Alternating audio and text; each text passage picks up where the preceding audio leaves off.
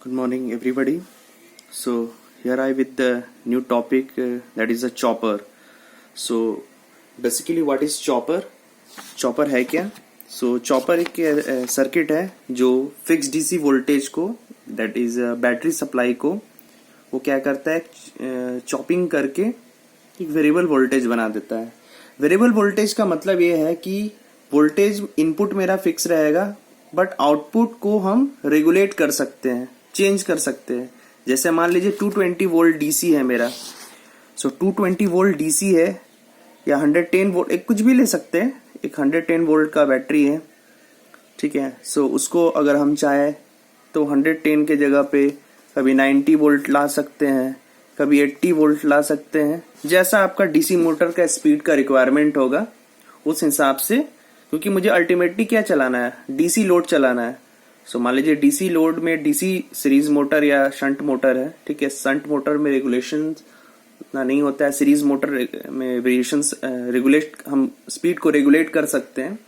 तो मान लीजिए डीसी सीरीज मोटर मुझे चलाना है, तो उस केस में वोल्टेज जैसा स्पीड है चाहिए मुझे, उस हिसाब से मैं उसका वोल्टेज कैलकुलेट करता हूं और उस हिसाब से मैं क्या करूंगा, इस फिक्स डीसी को वेरिएबल वोल्टेज बना दूंगा, ठीक है। कभी 90 अगर स्पीड मुझे चाहिए अकॉर्डिंग टू 90 वोल्ट तो 90 वोल्ट बना देंगे। स्पीड मुझे चाहिए अकॉर्डिंग टू 80 वोल्ट तो 80 वोल्ट बना देंगे, ठीक है।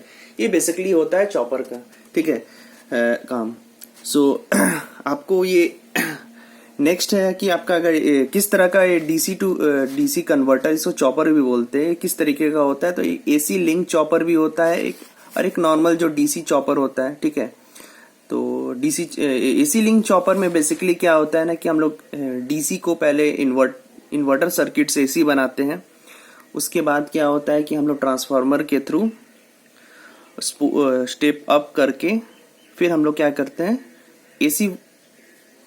एसी कन्वर्टर सर्किट को एसी मतलब वोल्टेज अप कर देते हैं या डाउन कर देते हैं अकॉर्डिंग टू आवर रिक्वायरमेंट। उसके बाद फिर क्या करते हैं, उसको कन्वर्टिंग सर्किट से डीसी बना देते हैं। तो ये क्या है, 2 स्टेज कन्वर्जन है, डेफिनेटली 2 स्टेज कन्वर्जन है। तो इसमें क्या होगा, लॉसेस ज्यादा होगा, सर्किट बल्की होगा, कॉस्टली होगा।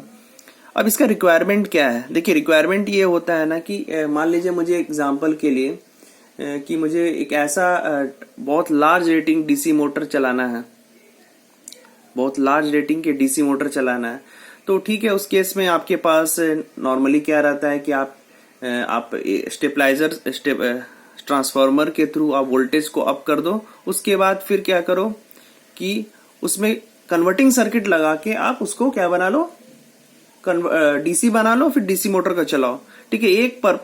आपका एक तरीका है जो आप लोगों ने पहले पढ़ा है, ठीक है, कन्वर्टिंग सर्किट में। बट दूसरा एक और तरीका है, मतलब पॉसिबिलिटीज की मैं बात कर रहा हूं कि और क्या पॉसिबिलिटीज है। तो पॉसिबिलिटीज में आपका है कि डीसी मतलब अगर बैटरी है तो डीसी को फिर एसी बनाते हैं, फिर उसको क्या करते हैं, वोल्टेज अप करके हम फिर क्या करते हैं, उसको कन्वर्ट कर देते हैं डीसी में। तो ऐसा इसलिए क्योंकि मान लीजिए कहीं पे ऐसा रिक्वायरमेंट है कि वहां पर हम एसी को ला नहीं सकते हैं, ठीक है। जैसे मान लीजिए क्रेन सिस्टम है और आपका माइनिंग्स में जहां पे पावर की अवेलेबिलिटी नहीं है, तो उस जगह पे हाई रेटिंग के डीसी मोटर को मैं कैसे चलाऊंगा। तो उस जगह पे हम क्या करते हैं, डीसी को इन्वर्ट करके एसी बना देते हैं, फिर उसमें स्टेबलाइजर लगा के उसको वोल्टेज को बूस्ट कर देते हैं। उसके बाद फिर हम क्या करते हैं, उसके बाद फिर हम एसी को बना के उस एसी को फिर हम क्या करते हैं, कन्वर्ट कर देते हैं डीसी में, ठीक है। एक तरीका है, ठीक है। दूसरा हमारा डीसी चॉपर है। तो डीसी चॉपर में आपका नॉर्मल जो मैंने यहाँ पे समझाया ऊपर में वैसे ही है। सो फिक्स डीसी रहता है, उसको चॉपिंग सर्किट से हम लोग वेरिएबल डीसी बना देते हैं। डेफिनेटली इसमें क्या है, 1 स्टेज कन्वर्जन है। तो इसमें क्या होगा, ये सर्किट एसी लिंक चॉपर के सर्किट के तुलना में इसकी एफिशिएंसी ज्यादा होगी, कंट्रोलिंग स्मूथ होगा, रिस्पॉन्स फास्ट देगा। ये सारा इसका बेनिफिट है, ठीक है। सो ये दोनों ही तरह का सर्किट यूज होता है। नॉर्मली अगर चॉपिंग सर्किट है, चॉपर हमको अगर यूज करना है, डीसी से डीसी बनाना है, तो हम उस केस में हम लोग डीसी चॉपर सर्किट देखते हैं, ठीक है। क्लियर। अल्टीमेट मेरा गोल क्या है, डीसी बनाना। आप एसी से भी ला सकते हो, डीसी से भी ला सकते हो। एसी से लाते हो डायरेक्ट कन्वर्जन की बात करेंगे तो एसी से डायरेक्ट डीसी बनाया जाता है कन्वर्टिंग सर्किट से, ठीक है। और अगर डीसी है तो डीसी से, डीसी मतलब क्या, बैटरी रहेगा, बैटरी से आप कैसे उसको निकालोगे, with the help of chopping circuit, ठीक है, क्लियर। सो नेक्स्ट है आपका स्विचेस। इसमें स्विचेस कौन कौन सा यूज होता है, ये इंपॉर्टेंट है, ठीक है। देखिए मैं नॉर्मली आपको एक चीज बताता हूं कि जहां पे डीसी सीरीज मोटर चलाना है या डीसी लोड चलाना है, ठीक है, सिंपल डीसी लोड चलाना है, तो उस केस में नॉर्मली क्या होता है कि हम लोग जो स्विचेस है, स्विचेस हम लोग एससीआर भी यूज कर सकते हैं, पावर बीजेटी भी है, पावर मॉसफेट है, जीटीओ है, गेट टर्न एंड आईजीबीटी है, ठीक है, गेट टर्न ऑफ थायरिस्टर है, ठीक है। सो ये इसके अलावा भी और भी स्विचेस है, पर नॉर्मली ये स्विचेस होता है। एक चीज आप लोग को मैं स्विचेस जब बता रहा था तो ये आपको बताया था कि एक चीज ध्यान रखिएगा कि ये सारे स्विचेस की अपनी अपनी खासियत है, अपना अपना इसका voltage ratings, current rating, power rating होता है, ठीक है। वो आप स्विचेस के सेक्शंस में आप इसको रेफर देख सकते हो कि स्विचेस कौन सा स्विच कहाँ यूज करना है, ठीक है।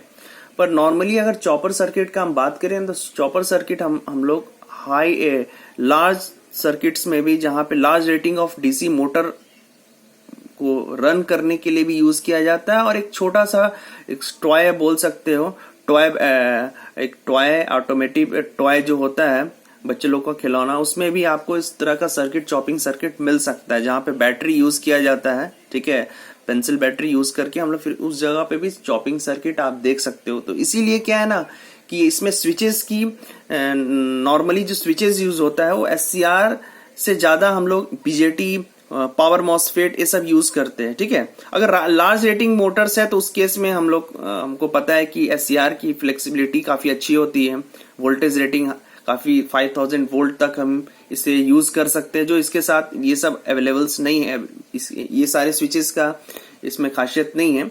मॉसफेट का, आईजीबीटी का अपना फायदा है, इससे स्विचिंग लॉसेस कम होता है और स्विचिंग टाइम काफी कम होता है, तो फास्ट रिस्पॉन्स देता है एससीआर के तुलना में, ठीक है। तो ये आप कोई भी स्विच इसमें से यूज कर सकते हैं, डिपेंड करता है कि कहाँ क्या पर्पस यूज हो रहा है, किस पर्पस में आप ये चॉपिंग सर्किट यूज कर रहे हैं। अगर लार्ज रेटिंग मोटर्स हैं जहाँ पे high capacity of DC series motor चलाना है, सो डीसी मोटर चलाना है, तो उस केस में SCR will be more beneficial.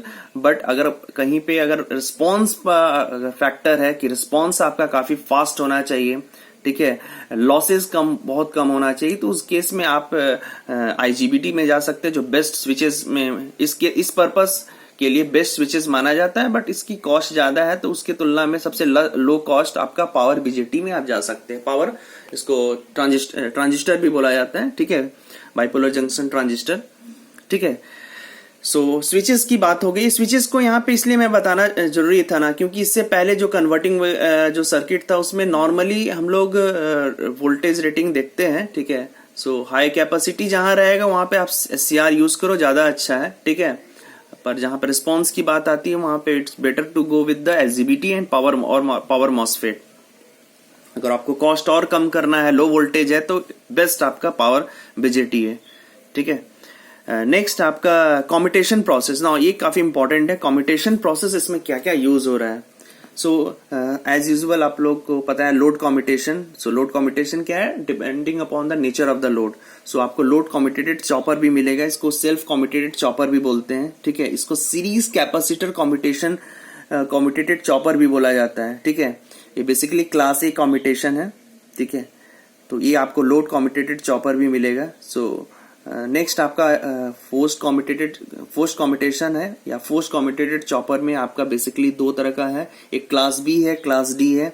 So class B में करंट कम्यूटेशन, या इसको रेजोनेंट पल्स भी बोला जाता है। देखिए डिफरेंट नेम है, सभी आपको नेम याद रखना है, सिलेबस में है ये सारा चीजें हैं, ठीक है। तो सभी का नेम आपका अलग अलग है, वो नेम क्यों पड़ा वो भी मैं आपको समझाऊंगा। जब इन चीजों को समझाऊंगा तो सर्किट्स को समझाऊंगा तो मैं आपको उसमें समझाऊंगा कि इसके नेम्स ऐसा क्यों है, इसको करंट कम्यूटेशन क्यों बोला जाता है, ठीक है। वोल्टेज कम्यूटेटेड चॉपर भी होता है, जिसको इम्पल्स कम्यूटेशन या पैरेलल कैपेसिटर कम्यूटेटेड चॉपर भी बोला जाता है, ये काफी इंपॉर्टेंट है, ठीक है। डिफरेंट तरह के इलेक्ट्रिक ट्रैक्शंस में भी ये सारे सर्किट्स यूज होते हैं, ठीक है।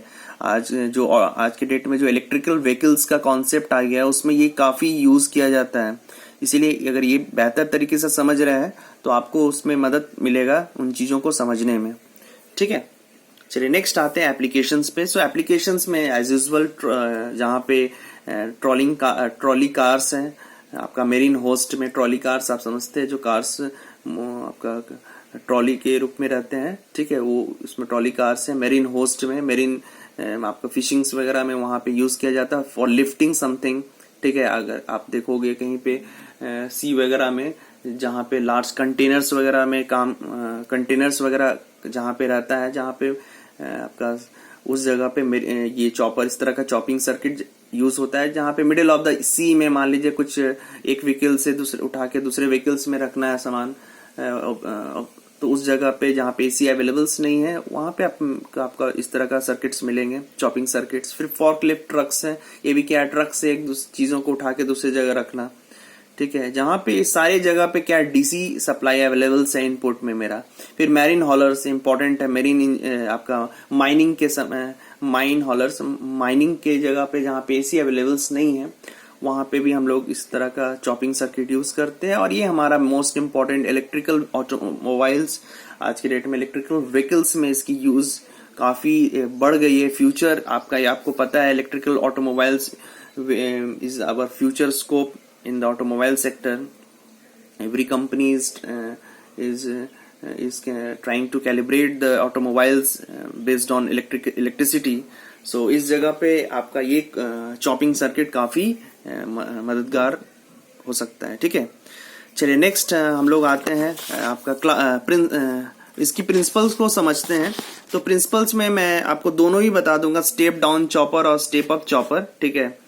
सो स्टेप डाउन चॉपर का मतलब हो गया सीधा कि इनपुट वोल्टेज मेरा क्या होगा, सॉरी आउटपुट वोल्टेज मेरा क्या होगा, इनपुट वोल्टेज से कम होगा, डाउन हो गया, वोल्टेज डाउन हो गया, ठीक है। जस्ट इसको बोल सकते हैं एसी में ट्रांसफार्मर, स्टेप डाउन ट्रांसफार्मर, तो वहां पे इनपुट वोल्टेज क्या है, आउटपुट वोल्टेज से ज्यादा है, ठीक है। नेक्स्ट है हमारे पास स्टेप अप चॉपर, जहां पे आउटपुट वोल्टेज मेरा इनपुट वोल्टेज से ज्यादा है, ठीक है। देखिए ट्रांसफार्मर मैंने वर्ड यूज कर लिया but it should not use their, ठीक है। ट्रांसफार्मर का अलग काम है, वो वोल्टेज को अप एंड डाउन दोनों करने का काम आता है, बट इसमें बेसिकली क्या है, एक नेमिंग है, ठीक है। स्टेप डाउन चॉपर जहां पे आउटपुट वोल्टेज मेरा क्या होगा, इनपुट से कम होगा, ठीक है। मैंने मतलब क्या हुआ कि मैंने एक बैटरी लिया है और आउटपुट वोल्टेज उस बैटरी से कम ला रहे हैं, ठीक है। जैसे 110 वोल्ट लिया तो बैटरी से वोल्ट कभी ला रहे हैं 110 की जगह पे 110 वोल्ट है तो कभी 90 वोल्ट ले आ रहे हैं, कभी 80 वोल्ट ले आ रहे हैं, इस तरीके का अगर हमको चाहिए तो उस जगह पे स्टेप डाउन चॉपर यूज करते हैं हम लोग। और स्टेप अप चॉपर, देखिए स्टेप अप चॉपर एक तरह का रीजनरेटिव ब्रेकिंग है, ठीक है। इन सारी चीजों को मैं डिस्कस करूंगा, ठीक है। पर एक वन बाय वन पहले हम लोग ये समझ लेते हैं कि वोल्टेज को अप करना है तो कैसा सर्किट काम करेगा, और अगर वोल्टेज को डाउन करना है तो उस तरीके से उस केस में ये कैसे काम करेगा, ये पहले समझ लेते हैं, विजुअल कॉन्सेप्ट को समझ लेते हैं। फिर आपको इसको मैं डीसी मोटर के हिसाब से समझाऊंगा कि मोटर को कैसे हम लोग क्लॉकवाइज में रोटेट कर रहे हैं विद ब्रेकिंग, ठीक है, और फिर एंटी क्लॉकवाइज में कैसे करेंगे विद द ब्रेकिंग। तो ये चीजों को आगे चल के मैं सारी चीजों को क्लियर करूंगा, पर फिलहाल आपको जो बेसिक कॉन्सेप्ट है चॉपर का उसको समझना है, इसीलिए मैंने यहाँ पे प्रिंसिपल लिख दिया है, ठीक है। प्रिंसिपल ऑफ चॉपर मतलब चॉपर काम कैसे करता है ये पहले समझना है, बेसिक यूनिट क्या है इसका, ठीक है। और एक चीज मैं जरूर बताऊंगा, देखिए चॉपर काफी इंटरेस्टिंग है और काफी इजी लगेगा देखने में, ठीक है। देखने में इजी काफी लगेगा आपको, सर्किट्स भी बहुत सिंपल सिंपल यहाँ दिखेंगे अभी, बट थोड़ा आपको कॉन्सेप्ट इसमें अच्छा से समझना है, ग्रैस्प करना है, ठीक है। ये बहुत इंपॉर्टेंट है, इसीलिए मैं आपको जब भी इसको देखो वीडियो को तो या पढ़ो तो बहुत ध्यान से इसको अलर्टनेस से रखो, ठीक है। हर एक पॉइंट टू पॉइंट को समझने का कोशिश कीजिएगा। चलिए नेक्स्ट आता है हमारा step down chopper. So step down chopper में बेसिकली क्या करना है, मुझे आउटपुट वोल्टेज मेरा इनपुट वोल्टेज से कम रहेगा, ठीक है। तो देखिए SW का मतलब स्विच है, यहाँ पे लिख दिया हूं मैं, automatic switch, controlled switch. So it can be power BJT, it can be MOSFET, it can be SCR also, ठीक है। FD फ्री व्हीलिंग डायोड, ये इंपॉर्टेंट रखिएगा। देखिए डायोड अलग अलग जगह पे, कहीं पे FD मैं लिखूंगा, कहीं पे D लिखूंगा, तो उसका अलग अलग, देखिए सारा डायोड सब डायोड ही है, ठीक है। कहीं पे FD में लिख रहा हूं, कहीं पे D लिखूंगा आगे चल के सर्किट में, तो दोनों डायोड ही रहेंगे। बट FD अगर है तो उसका पर्पस कुछ और होगा, इसीलिए मैं नेमिंग से उसका पर्पस को मेंशन कर रहा हूं, ठीक है। तो आप देखो यहाँ FD में लिखा हूं, फ्री व्हीलिंग डायोड, और ये स्विच है। और देखिए एक इंटरेस्टिंग चीज है, इधर देखिए मैंने यहाँ क्या किया है ना, कि एक लोड ले लिया है। तो नॉर्मली लोड कैसा होता है, RL लोड होता है, ठीक है। तो ये RL लोड है, और यहाँ पे मैंने एक L1 ले लिया है, ठीक है। L1 क्या है, एक्सटर्नल इंडक्टर है। तो इन दोनों के कॉम्बिनेशन से लोड क्या बन जाता है, R और L बन जाता है। और L का क्या है, L1 plus L dash. L dash क्या हो गया, इंटरनल मोटर के अंदर का इम्पिडेंस, इंडक्टिव पार्ट। और L1 क्या हो गया, एक्सटर्नल इंडक्टर, ठीक है। रियल में ऐसे ही होता है, अगर बुक्स में आप देखोगे यहाँ पे R लिख देगा सीधा, और यहाँ पे L लिखेगा, ठीक है। तो कोई प्रॉब्लम नहीं है, आपको ये समझना है कि अगर ये लोड, एक एक्सटर्नल इंडक्टर भी हम लगा के रखते हैं, इसका पर्पस है, ठीक है। आप बोलोगे कि सर यहाँ पे इंडक्टर अगर लगा रहे तो ये अननेसेसरी पावर कंज्यूम करेगा ट्रांजिएंट ड्यूरेशन में, हाँ ठीक है करेगा, वो हम मानते हैं करेगा, बट उसका एक एडवांटेज भी है, ठीक है। इसीलिए इसको एक्सटर्नल इंडक्टर को लगाया जाता है, ठीक है डिसएडवांटेज, नो डाउट डिसएडवांटेज है कि अननेसेसरी पावर कंज्यूम कर रहा है, बट है इसका कुछ फायदा, इस वजह से यहाँ लगाया जाता है, ठीक है। नहीं लगाएंगे यहाँ L तो ये भी काम करेगा सर्किट, बट क्या है कि जो मेरा पर्पस है ना वो पूरा नहीं हो पाएगा। आपको मैं बताऊंगा क्यों पूरा नहीं हो पाएगा, कैसे पूरा नहीं हो पाएगा, वो भी मैं समझाऊंगा, ठीक है। तो सबसे पहले केस 1 को देखते हैं। तो स्विच SW को, स्विच को ऑन करते हैं। स्विच को ऑन करने से क्या होता है, लोड एनर्जाइज्ड होने लगता है, load energises and V0 equal to VS। Switch को ऑफ करते हैं तो load de energises and V0 equal to 0। देखिए इसको यहां से आप देख सकते हैं, जब लोड को, स्विच को ऑन किए तो करंट इधर से आया और इधर से चला गया, मतलब लोड एनर्जाइज्ड होने लगा, सोर्स से लोड एनर्जाइज्ड होने लगा, और इंडक्टर भी, एक्सटर्नल इंडक्टर भी एनर्जाइज्ड होने लगा। इसीलिए आउटपुट क्या होगा, ये आउटपुट यहां से, इसको यहां से दो,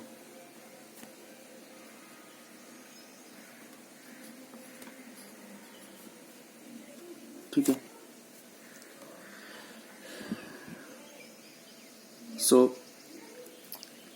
V0 क्या हो गया, इक्वल टू VS हो गया, ठीक, इक्वल टू VS। रियल में डेफिनेटली V0 तो आप बोलोगे यहाँ रहेगा, ठीक है, V0 यहाँ रहेगा, मतलब वोल्टेज जो मोटर में जाएगा वो इस V0 से कम रहेगा, ठीक है, वो कोई दिक्कत नहीं है। वो इसीलिए मैंने बोला ना कि एक्सटर्नल इंडक्टर रखते हैं हम लोग, ताकि इसका कुछ पर्पस है वो पूरा हो पाए, ठीक है। इसको देखेंगे हम लोग। देखिए सो स्विच को ऑन किए तो लोड एनर्जाइज्ड होने लगा, और V0 इक्वल टू क्या हो गया, VS हो गया, ठीक है। अगर ये V0 यहां से लोगे तो VS से थोड़ा कम होगा, पर होगा, ठीक है। सो आउटपुट वोल्टेज मुझे मिला, और करंट स्टार्ट करेगा I1 से I2 तक, एनर्जाइज्ड होने लगा, ठीक है। वो आपको पता है, ये पॉइंट को आप यहां से भी ले सकते हो, नो प्रॉब्लम। बट चूंकि क्या है ना, चॉपिंग सर्किट है, तो करंट क्या है आपको पता है, डीसी मोटर में करंट जो जाएगा वो क्या, डीसी, प्योर डीसी कैसे रहेगा, वो ऐसा रहना चाहिए।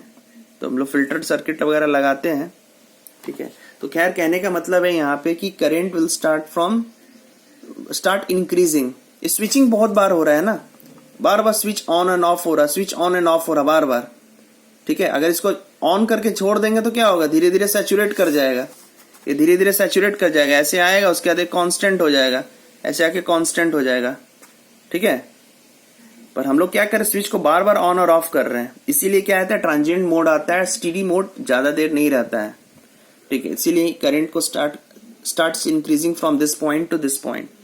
अब यहां पर हम क्या कर रहे हैं कि स्विच को ऑफ कर दे रहे हैं। जैसे ही स्विच को हम ऑफ करेंगे, ये स्विच ऑफ हुआ, अब इसके पास जो एनर्जी है I2 के फॉर्म में, अब वो एनर्जी क्या होगा, it will need a path to circulate. तब क्या होता है कि ये प्लस हो जाता है, जब ये इसको एनर्जी दे रहा है तब ये क्या है, प्लस है, ये माइनस है, पर जैसे ही स्विच को मैंने ऑफ किया, अब ये बन जाएगा प्लस, ये बन जाएगा माइनस, और फ्री व्हीलिंग डायोड क्या करेगा, कंडक्ट करना शुरू कर देगा।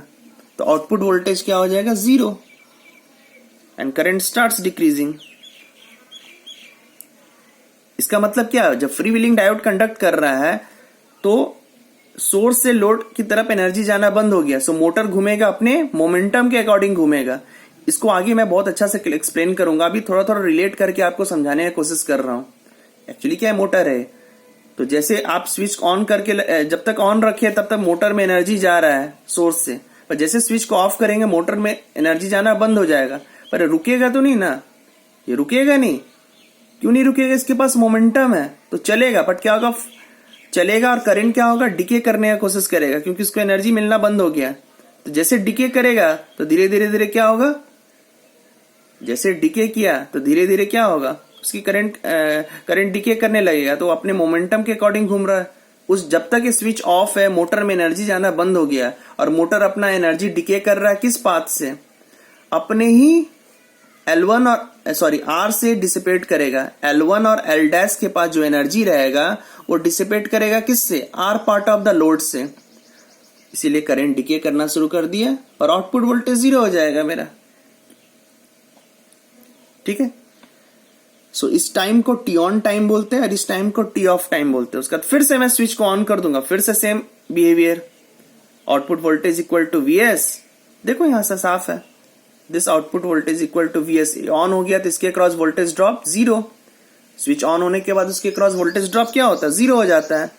तो जैसे ही वोल्टेज ड्रॉप 0 हुआ, ठीक है, जैसे ही वोल्टेज ड्रॉप 0 हुआ, ये this V0 will be equal to Vs, simple, और मेरा आउटपुट वोल्टेज मिलना शुरू कर देगा Vs। जैसे स्विच को ऑफ करेंगे लोड अपना एनर्जी डिके करना शुरू करेगा through the resistive part of the load, इसलिए फ्री व्हीलिंग डायोड ऑन हो जाएगा। देखो ऑन होना चाहिए, एनोड है कैथोड है, एनोड का पोटेंशियल हाई हो गया कैथोड से, इसीलिए फ्री व्हीलिंग करना लग गया। अरे फ्री व्हीलिंग डायोड नहीं लगाएंगे तो क्या होगा, करंट रश करेगा, स्विच को डैमेज कर देगा, di/dt क्या हो जाए, क्योंकि करंट रश करके 0 पे आने का कोशिश करेगा। जब तक 0 पे नहीं आएगा स्विच को हम ऑफ नहीं कर पाएंगे। और स्विच को ऑफ कैसे कर रहे हैं, फोर्सली कम्यूटेट कर रहे हैं। ठीक है, आप इसको यहां से दिख रहा है कि हाथ से कर रहे हैं, बट नॉर्मली जो हमारा सर्किट है वहां पे कैसे होता है, फोर्सली कम्यूटेट होता है। तो फोर्सली कैसे कम्यूटेट होगा, इसका करंट तो हमें किसी दूसरे पाथ में डाइवर्ट करना होगा ना। इसीलिए फ्री व्हीलिंग डायोड का यही काम है, डाइवर्जन देता है। ये अचानक सा फ्री व्हीलिंग डायोड कंडक्ट करने लगा तो इस स्विच से ऑटोमेटिकली करंट क्या हो गया, नॉर्मली धीरे धीरे 0 हो गया। पर अगर ये नहीं रहेगा तो करंट रश करेगा, और रश करने की वजह से क्या होगा, di/dt हाई हुआ, तुरंत स्विच को डैमेज कर देगा। इसीलिए फ्री व्हीलिंग डायोड लगाया जाता है। तो नॉर्मली हम क्या करें, जैसे समझिए इस तरह का है, गाड़ी है, चला रहे हैं, सो एक्सेलेरेटर दे रहे हैं, फिर एक्सेलेरेटर को देना बंद कर दे रहे हैं, फिर एक्सेलेरेटर दे रहे हैं, फिर एक्सेलेरेटर देना बंद कर दे रहे हैं। इस तरीके का समझिए सिस्टम है। आगे इसको और हम क्लियर करेंगे। तो ये क्या हो गया, आउटपुट वोल्टेज Vs, इधर Vs, ये करंट इंक्रीज किया I1 से I2 तक, सेम प्रोसेस चलता रहेगा। ठीक है, अब इसका मैं मैथमेटिकल एक्सप्रेशन की तरफ जाऊं तो क्या होगा, एवरेज वोल्टेज का एक्सप्रेशन निकालता हूं। टाइम टी ऑन के समय में वोल्टेज क्या है, Vs है। टाइम टी ऑन है, देखिए टाइम टी ऑन के समय में वोल्टेज क्या है, Vs है। ठीक है, सो टाइम टी ऑन है तब वोल्टेज Vs है मेरा। तो टाइम अगर t रहेगा तो वोल्टेज क्या होगा, V0। V0 क्या है, एवरेज वोल्टेज इसका, something like this is V0, है ना, एवरेज वोल्टेज। इसका जब आप निकालोगे एवरेज वोल्टेज तो क्या होगा, इससे कम होगा ना, क्योंकि ये हाई है, 0 है, तो इसकी एवरेज वोल्टेज क्या होगा, इसका मिडिल में होगा। अब ये कितना होगा, ये कैसे निकालेंगे। सो देखिए टाइम t में टोटल टाइम क्या है, V0 क्या है, टोटल टाइम t में टोटल टाइम t है ना। तो बस इसी को रेशियो एंड प्रोपोर्शन का कॉन्सेप्ट है।